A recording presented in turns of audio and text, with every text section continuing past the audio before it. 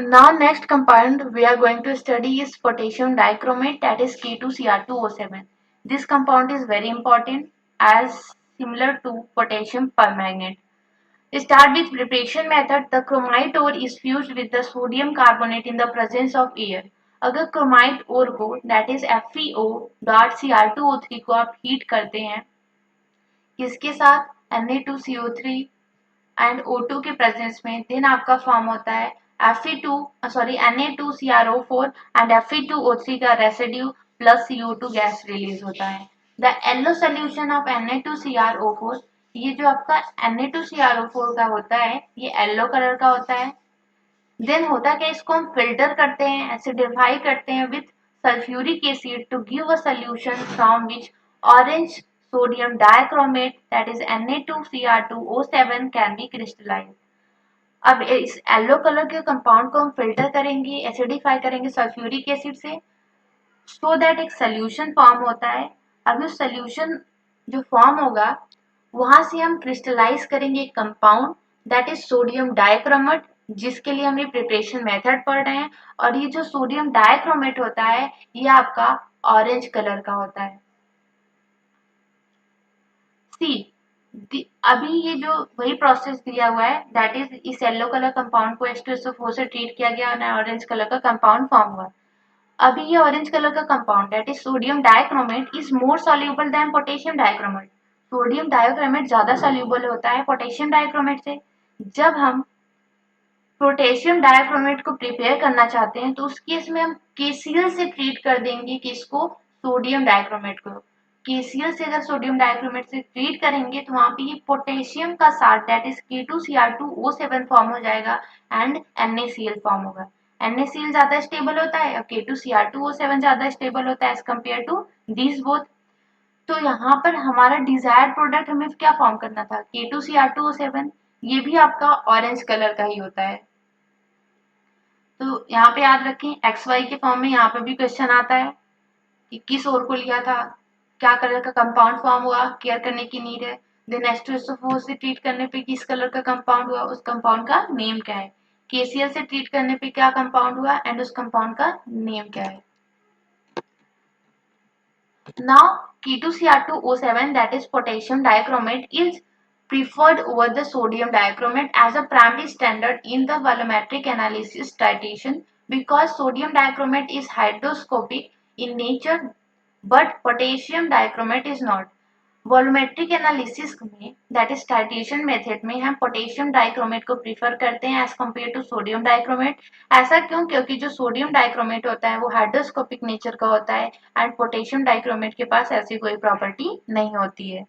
Second है यहाँ पे आपका दिया हुआ है CrO4 2-, ये आपका क्रोमेट आयन है जो कि येलो कलर का होता है, आपने भी देखा था आगे. एंड ये आपका डाइक्रोमेट आयन है जो कि ऑरेंज कलर का होता है. अगर क्रोमेट आयन को डाइक्रोमेट आयन में चेंज करना है तो एसिडिक मीडियम प्रोवाइड करिए. इस एरो का ध्यान रखिए दैट अगर क्रोमेट को डायक्रोमेट में चेंज करना है तो एसिडिक मीडियम प्रोवाइड करिए. अगर डायक्रोमेट को क्रोमेट में कन्वर्ट करना है तो यहाँ पे बेसिक मीडियम का प्रोवाइड करिए. मतलब एसिडिक मीडियम में क्रोमेट डायक्रोमेट में कन्वर्ट हो जा रहा है बट बेसिक मीडियम में डायक्रोमेट आपका क्रोमेट में कन्वर्ट हो जा रहा है. डायक्रोमेट आपका ऑरेंज कलर का होता है, क्रोमेट आपका येलो कलर का कंपाउंड है. फिजिकल प्रॉपर्टीज की बात करें तो डायक्रोमेट के बारे में बात हो रही है. It is a orange red colour crystalline compound.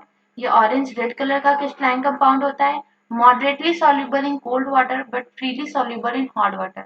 It melts at 398 degrees Celsius. Cold water में आपका जो डायक्रोमेट है वो मॉडरेटली सॉल्युबल होता है बट हॉट वाटर में फ्रीली या फिर कंप्लीटली सॉल्युबल होता है और ये 398 डिग्री सेल्सियस पे मेल्ट हो जाता है. केमिकल प्रॉपर्टी की बात करें तो first is effect of heating. On strong heating it decomposes with liberating oxygen. अगर डायक्रोमेट को आप स्ट्रांगली हीट करते हैं, हुआ क्या, जब पोटेशियम डाइक्रोमेट को स्ट्रांगली हीट किया गया तो पोटेशियम क्रोमेट बना, Cr2O3 फॉर्म हुआ, ऑक्सीजन गैस लिबरेट हुआ. That means potassium dichromate strongly heat होने के बाद लिबरेट करता है ऑक्सीजन गैस को और कन्वर्ट हो जाता है पोटेशियम क्रोमेट आयन में, पोटेशियम क्रोमेट के फॉर्म में. तो एक रिएक्शन हुआ, हीटिंग का क्या इफेक्ट होता है आपकी पोटेशियम डाइक्रोमेट पे. अभी जैसे आपने पर मैग्नेट का देखा था, वहां पे ऑक्सीडाइजिंग बिहेवियर से रिलेटेड। सिमिलर यहाँ पे एसिडिक मीडियम में आपका पोटेशियम डाइक्रोमेट एक्ट करता है ऑक्सीडाइजिंग एजेंट की तरह। एसिडिफाइड पोटेशियम डाइक्रोमेट को, दैट इज ऑरेंज कलर का जो होता है, अगर उसे हम H2S से ट्रीट किया करें तो यहाँ पे सल्फर बना। SO2 को ट्रीट करें तो सल्फेट बना। एंड नाइट्राइड को ट्रीट किए तो नाइट्रेट फॉर्म हुआ। SO3 2 माइनस को ट्रीट किए तो सल्फेट फॉर्म हुआ। Sn+2 को Sn+4 में, Fe+2 को Fe+3 में, Br माइनस Br2 में, आई आयोडाइड आयन आपका I2 में। कुछ रिएक्शंस आपको जब आप ये वाला रिएक्शन करवा रहे थे, दिस वन, ये एसिडिफाइड पोटेशियम मैंगनेट, पोटेशियम पर मैंगनेट, एसिडिफाइड पोटेशियम पर मैंगनेट वाले रिएक्शन की तरह अपीयर हो रहा है। यहाँ पर H2S सल्फर में हो रहा था, SO2 आपका सल्फेट में, नाइट्रेट में, आयरन एंड आयरन 3+ में, क्लोराइड आपका क्लोरीन में, Br2 आपका ब्रोमाइड आपका Br2 में। सिमिलर रिएक्शन आपको यहाँ पर भी ऑब्जर्व हुई, दिस। एंड यहाँ पे एक एडिशनल रिएक्शन भी है दैट अगर इथेनॉल को आप ट्रीट करते हैं एसिडिफाइड पोटेशियम डाइक्रोमेट से, देन आपका इथेनॉइक एसिड फॉर्म हो जाता है। एंड खुद तो क्या होता है, वो रिड्यूस हो जाता है, दैट इज पोटेशियम डाइक्रोमेट, क्रोमियम+3 आयन, एंड ये ग्रीन कलर का होता है। ये रिएक्शन आप ऑर्गेनिक में भी पढ़ेंगे, बहुत ही इंपॉर्टेंट रिएक्शन है। ये सारी की सारी रिएक्शन इंपॉर्टेंट है, याद रखें। यहाँ पे I2 रिलीज हुआ है, आयोडिक एसिड नहीं रिलीज हुआ है। रिएक्शन क्योंकि कंफ्यूजन यहीं पे आता है आयोडीन और आयोडिक एसिड वाले में, क्योंकि डिफरेंट ऑक्सीडाइजिंग एजेंट आप पढ़े होंगे और डिफरेंट ऑक्सीडाइजिंग एजेंट में कहीं I2 बना, कहीं IO3 माइनस एसिड बना, तो इसलिए कंफ्यूज ना हो। I will prefer to you all that first note on all the oxidising agent, उनके रिएक्शंस को साथ में लिखिए एंड देन कंपेरेटिव स्टडी करिए। ये हार्डली 2 to 3 आवर लेंगे पूरी ये सारी एक साथ रखने में या याद करने में, but once you will do it you will find easy, and आप एग्जाम के पहले इसको रिवाइज भी कर सकते हैं। Now move to next page, that chromyl chloride test. यहाँ पे टेस्ट दिया हुआ है that is chromyl chloride test, use to identify ionic chloride. Ionic chloride के आइडेंटिफिकेशन के लिए रिएक्शन यूज होता है। जब सोडियम क्लोराइड को हम ट्रीट करते हैं पोटेशियम डाइक्रोमेट के साथ, देन आपका फॉर्म होता है एंड एसिडिक मीडियम में, दैट इज H2SO4 फॉर्म होता है आपका रेड ऑरेंज कलर का कंपाउंड, दैट इज CrO2Cl2। फिर हम NaOH से अगर ट्रीट करेंगे देन फॉर्म होता है Na2CrO4, वो भी येलो कलर का। ये क्या है, सोडियम क्रोमेट आयन है, सोडियम क्रोमेट है।